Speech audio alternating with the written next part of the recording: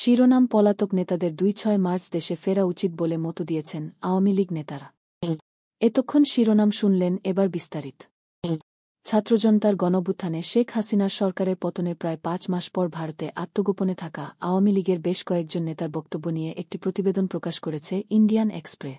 প্রতিবেদনটি শুক্রবার ২৪ জানুয়ারি প্রকাশিত হয় এবং এতে আওয়ামী লীগ নেতা আ ক ম মোজাম্মেল হক, নাহিম রাজ্জাক, আ ফ ম বাহাউদ্দিন নাছিম, পঙ্কজ দেবনাথ, সাইফুজ্জামান শিখর, আসাদুজ্জামান খান কামাল ও মাহবুবুল আলম হানিফের বক্তব্য অন্তর্ভুক্ত করা হয়েছে। প্রতিবেদনের শিরোনাম ছিল, গোপনে আশ্রয় নিয়ে হাসিনার সঙ্গে যোগাযোগ রাখছে আওয়ামী লীগের শীর্ষ নেতারা, আইনের শাসন ফেরার অপেক্ষায়। প্রতিবেদন অনুযায়ী ওই নেতারা স্বীকার করেছেন যে আওয়ামী লীগের শাসন আমলে রাজনীতি ও প্রশাসনে অনেক ভুল হয়েছে। তারা বলেন তাদের দল বর্তমানে ছিন্নভিন্ন ও ছড়িয়ে ছিটিয়ে রয়েছে।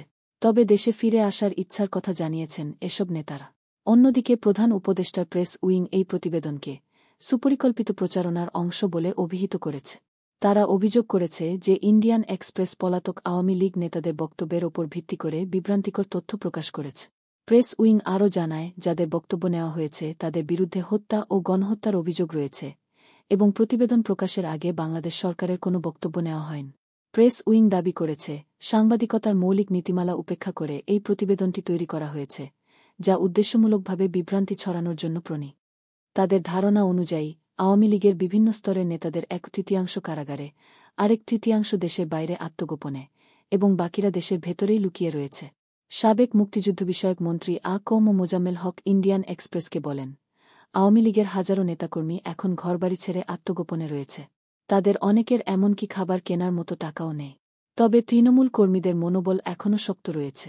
বিদেশে আওয়ামী লীগের পক্ষে জনমত গঠনে সাহায্যের জন্য আমরা ভারতের দিকে তাকিয়ে আছি। আ ক ম মোজাম্মেল হক বলেন, সিনিয়র নেতাদের ধারণা, আমাদের সবার ২৬ মার্চ স্বাধীনতা দিবসে বাংলাদেশে ফিরে যাওয়া উচিত। আওয়ামী লীগের সাবেক সংসদ সদস্য নাহিম রাজ্জাক জানান, আওয়ামী লীগ নেতাদের প্রায় সবার জামিনের আবেদন প্রত্যাখ্যান করা হচ্ছে। তার কথায় আওয়ামী লীগের নেতারা ভয়াবহ এক পরিস্থিতিতে অসহায় অবস্থায় আত্মগোপনে রয়েছে। নাহিম রাজ্জাক বলেন, এখন পর্যন্ত আমাদের কোনো বিচারিক অধিকার নেই। কেউ জামিন পাচ্ছেন না।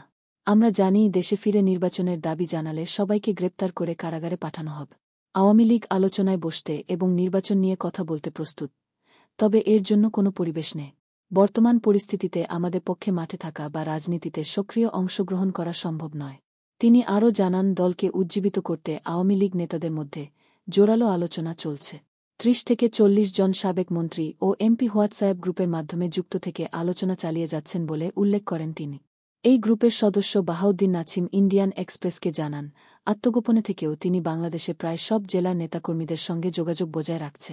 তিনি বলেন, আমি প্রতিদিন নেতাকর্মীদের কাছ থেকে ২০০ থেকে ৩০০টি কল পাই। এভাবেই আওয়ামী লীগের নেতারা কর্মীদের সঙ্গে এবং কর্মীরা জনগণের সঙ্গে যোগাযোগ বজায় রাখছে। দেশে আইনের শাসন পুনঃপ্রতিষ্ঠিত হলে আমরা বিচারের মুখোমুখি হতে প্রস্তুত।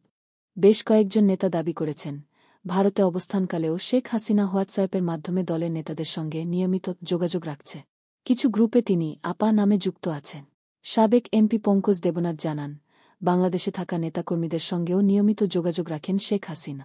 নিজের সঙ্গেও শেখ হাসিনার যোগাযোগ থাকার কথা উল্লেখ করে তিনি বলেন, তিনি শেখ হাসিনা, আওয়ামী লীগের ভবিষ্যৎ নিয়ে আশাবাদী। আ ক ম মোজাম্মেল হক ইন্ডিয়ান এক্সপ্রেসকে বলেন, গত আগস্টে থানা থেকে লুট হওয়া হাজার হাজার ছোট অস্ত্র উদ্ধারের কোনো উদ্যোগ নেওয়া হয়নি। আমাদের সন্দেহ সমুদ্রপথে আরও অস্ত্র বাংলাদেশে আসছে। পাকিস্তান যেমন একটি ব্যর্থ রাষ্ট্রে পরিণত হয়েছে, তেমনিভাবে বাংলাদেশকে একটি ব্যর্থ রাষ্ট্রে পরিণত করার জন্য সর্বাত্মক প্রচেষ্টা চালানো হচ্ছে।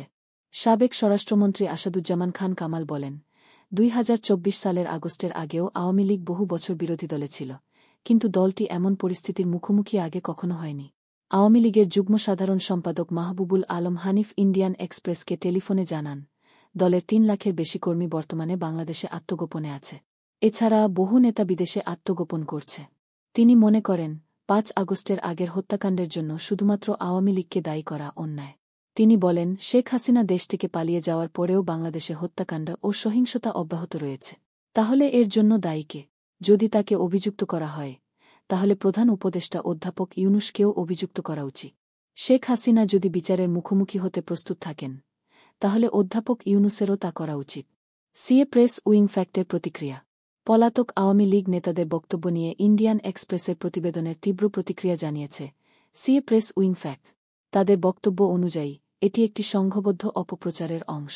পলাতক আওয়ামী লীগ নেতাদের বক্তব্যের ওপর ভিত্তি করে প্রকাশিত এসব প্রতিবেদনে মিথ্যা ও বিভ্রান্তিকর তথ্য উপস্থাপন করা হয়েছে। সিএ প্রেস উইং ফ্যাক্ট আরও জানায়, পত্রিকাটি যাদের বক্তব্য প্রকাশ করেছে তারা সবাই সন্দেহভাজন অপরাধী ও গণহত্যার অভিযোগে অভিযুক্ত। প্রতিবেদনে সাংবাদিকতার মৌলিক নিয়ম অনুসরণ করা হয়নি। এই ছিল আজকের খবর। আমাদের সঙ্গে থাকার জন্য ধন্যবাদ। আপনি যদি এই খবর পছন্দ করে থাকেন তাহলে আরও আপডেট পেতে আমাদের চ্যানেলটি সাবস্ক্রাইব করুন এবং শেয়ার করুন। পরবর্তী আপডেট পর্যন্ত ভালো থাকুন।